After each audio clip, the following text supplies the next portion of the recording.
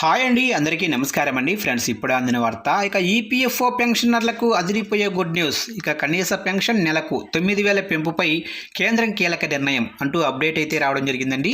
అయితే ఇందుకు సంబంధించిన వివరాలు అయితే మన వీడియోలో తెలుసుకుందామండి. ఈ వీడియో మాత్రం పూర్తి వరకు చూడండి ఫ్రెండ్స్, అప్పుడే మనకి పూర్తి సమాచారం అయితే తెలుస్తుంది. ఇక లేట్ చేయకుండా వివరాల్లోకి వెళ్ళిపోదాము. ఇక లక్షలాది మంది ప్రైవేటు రంగ ఉద్యోగులకు ఊరటనిచ్చేలా ఈపీఎఫ్ఓలో కీలక మార్పులు చోటు చేసుకుంటున్నాయి.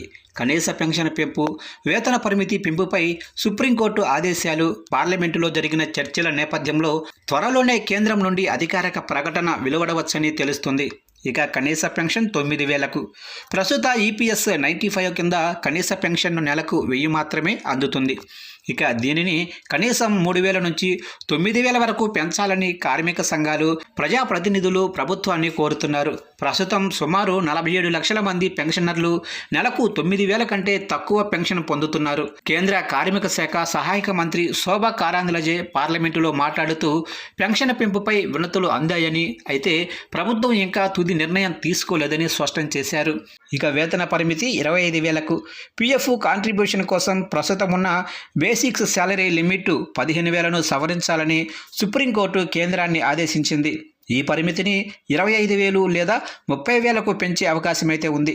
ఒకవేళ వేతన పరిమితి పెరిగితే పెన్షన్ ఫండ్కు జమయ్యే సొమ్ము పెరిగి ఉద్యోగులు పదవీ విరమణ తర్వాత పొందే పెన్షన్ మొత్తం కూడా గణనీయంగా పెరుగుతుంది. ఒకవేళ ప్రభుత్వం వేతన పరిమితిని 25,000కు పెంచితే సర్వీసు కాలం ఆధారంగా పెన్షన్ ఎలా ఉండవచ్చు.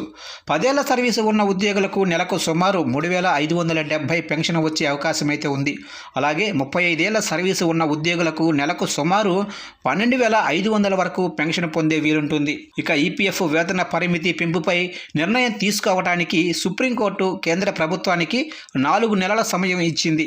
ఈ గడువు ముగిసేలోగా కేంద్రం తీసుకోబోయే నిర్ణయం కోట్లాది మంది ఉద్యోగుల భవిష్యత్తును ప్రభావితం చేయనుంది. వేతన పరిమితి పెరిగితే చేతికి వచ్చే జీతం స్వల్పంగా తగ్గినప్పటికీ పదవీ విరమణ తర్వాత వచ్చే పెన్షన్ మాత్రం భారీగా పెరగనుంది.